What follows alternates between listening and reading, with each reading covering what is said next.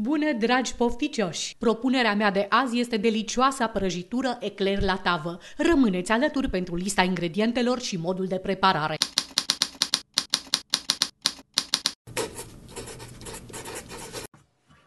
Pentru acest deliciu vom folosi două rețete de bază pe care deja le-am încercat împreună. Rețeta aluatului de șu la crem și rețeta cremei de vanilie de patiserie. Pentru aluatul de șu vom folosi 150 de grame de făină, 150 de ml de apă, 150 de ml de lapte, 150 de grame de unt, un praf de sare și 5 ouă mari.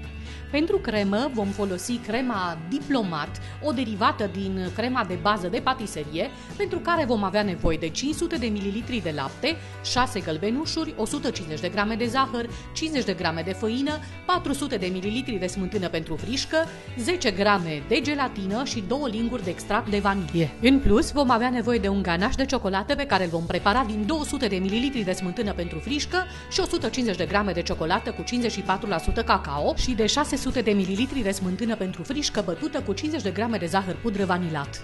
Vom începe cu aluatul, însă înainte de orice, pornim cuptorul și îl încingem la 200 de grade Celsius. Pe foc potrivit punem o cratiță în care adăugăm laptele, apa, sarea, apoi untul tăiat în cubulețe. De îndată ce lichidul dă în clocot, se adaugă făina, toată deodată, apoi începem să amestecăm viguros cu o lingură de lemn.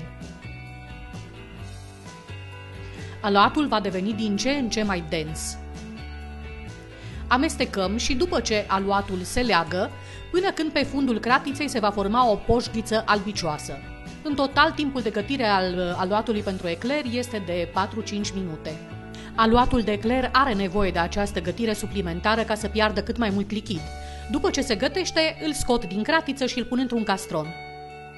După ce se răcește până la temperatura camerei, încep să adaug ouăle unul câte unul, amestecând viguros cu mixerul după fiecare ou adăugat. Nu se adaugă alt ou până ce precedentul nu a fost complet înglobat în aluat. Veți vedea că pe măsură ce ouăle se adaugă, aluatul va deveni tot mai dens. Încă unul. Mixăm viguros, iar aluatul nostru începe să aibă consistența păstoasă pe care o dorim. Și adăugăm și ultimul ou. Mixăm foarte bine, eventual răzuim și pereții vasului cu o spatulă și amestecăm din nou ca să obținem un aluat de șu consistent și omogen. Se pregătește o tavă non-aderentă cu dimensiunile de 26 pe 38 de centimetri, ungând-o cu o peliculă fină de ulei. Chiar dacă tava este non-aderentă, este bine să faceți acest lucru, evitând ca aluatul să se prindă de fund. Se răstoarnă tot aluatul în această tavă și apoi cu o spatulă unsă și ea cu puțin ulei, se întinde aluatul pe toată suprafața tăvii, formând și o mică bordură de jur împrejur. Dacă vă veți folosi de degete pentru această operațiune, nu va fi nicio problemă. Odată ce aluatul a fost aranjat în acest fel, se dă la copt în cuptorul preîncins la 200 de grade pentru 30-35 de minute. Cât timp foaia de ecler se coace, noi ne ocupăm de crema de vanilie. După ce am bătut cele 6 gălbenușuri cu 150 de grame de zahăr și extractul de vanilie, adăugăm făina, o încorporăm cu mixerul la viteză mică, apoi diluăm totul cu 100 de ml de lapte rece. Nu uitați, dacă doriți o prezentare mai detaliată a rețetei de cremă de vanilie, dați click pe cardul care a apărut acum pe ecran și veți fi direcționați la rețeta video de cremă de vanilie.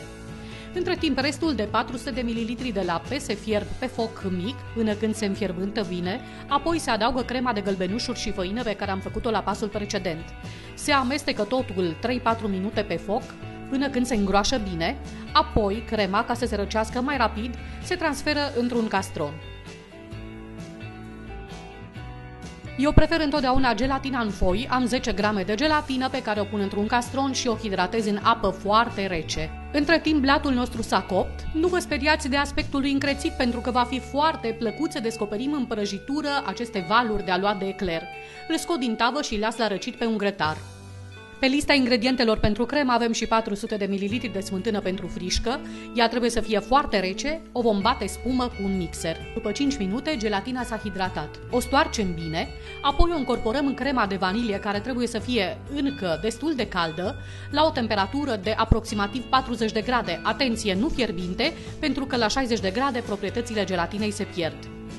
O treime din frișca bătută o adăugăm peste crema de vanilie și amestecăm viguros. După ce această primă șarjă de frișcă bătută s-a încorporat bine în crema noastră de vanilie, adăugăm și restul de frișcă, pe care o vom încorpora pe cât posibil cu mișcări ușoare, ridicând în permanență compoziția de pe fundul vasului către suprafață, în timp ce rotim ușor castronul. Urmărim să obținem o compoziție cât mai aerată, de aceea nu brutalizăm crema ca să nu eliminăm tot aerul încorporat în frișca bătută. După ce blatul de ecler s-a răcit, îl așezăm înapoi în tava în care s-a copt și turnăm deasupra toată crema de vanilie. Răzuim cu grijă pereții castronului cu o spatulă flexibilă pentru că nu vrem să irosim nimic, apoi nivelăm crema.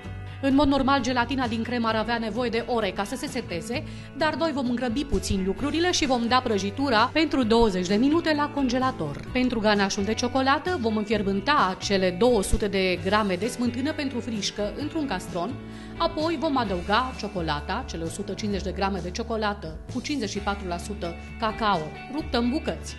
E bine să lăsăm ciocolata 2-3 minute în repaus, apoi amestecăm până când se topește. După 20 de minute la congelator, stratul de cremă de vanilie va fi suficient de tare ca să putem adăuga și ganașul. Lingură cu lingură, întindem ganașul de ciocolată pe toată suprafața și vom păstra doar 3 linguri pentru a finisa prăjitura la final. După ce întindem bine ganașul, dăm din nou prăjitura la congelator până când batem și smântâna pentru frișcă. Ca să obținem frișcă bătută din smântână naturală pentru frișcă, aceasta trebuie să fie foarte bine răcită, preferabil peste noapte la frigider. O punem într-un castron și o batem cu mixerul la viteză mare până când abia începe să se întărească. Are ușoare valuri la suprafață, apoi adăugăm cele 50 de grame de zahăr pudră și batem în continuare cu mixerul la viteză mare până când se întărește bine de tot. Atenție, este foarte important să știm când să ne oprim. Așadar, în momentul în care frișca este suficient de tare pentru nevoile noastre, să decorăm o prăjitură, de exemplu, ne oprim. Dacă batem frișca din smântână naturală în exces, aceasta se separă, vom obține zer și unt, în niciun caz nu o mai putem folosi pentru prăjitură. Frișca bătută și îndulcită se pune într-un poș cu deschizătura stelată, apoi cu ajutorul acestuia turnăm forme după preferința noastră la suprafața prăjiturii. Desigur, dacă nu aveți un poș, puteți la fel de bine să puneți frișca cu lingura și să o nivelați frumos. Odată ce prăjitura a fost decorată cu frișcă, se stropește cu cele 3 linguri de ganaș de ciocolată pe care le-am păstrat. Nu mai puteți de poftă, nu-i așa? Vă înțeleg perfect pentru că și eu am trecut prin asta, dar din păcate mai avem 3 ore de așteptat, timp în care prăjitura e obligatoriu să se răcească la frigider.